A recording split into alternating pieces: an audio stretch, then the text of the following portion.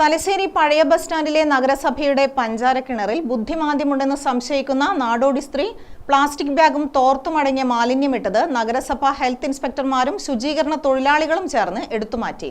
നഗരസഭാ ഹെൽത്ത് വിഭാഗം കിണർവെള്ളം super chlorination നടത്തി ശുചീകരിച്ചു. ചൊവ്വാഴ്ച സന്ധ്യയോടെയാണ് സംഭവം.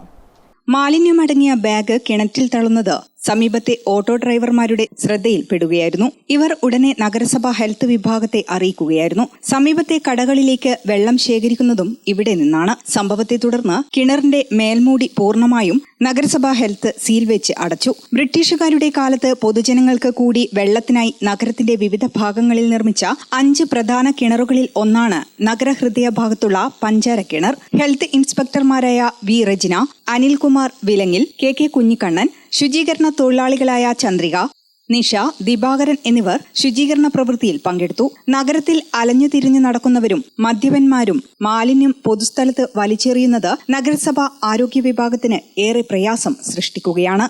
ഗ്രാമിക ന്യൂസ്, തലശ്ശേരി.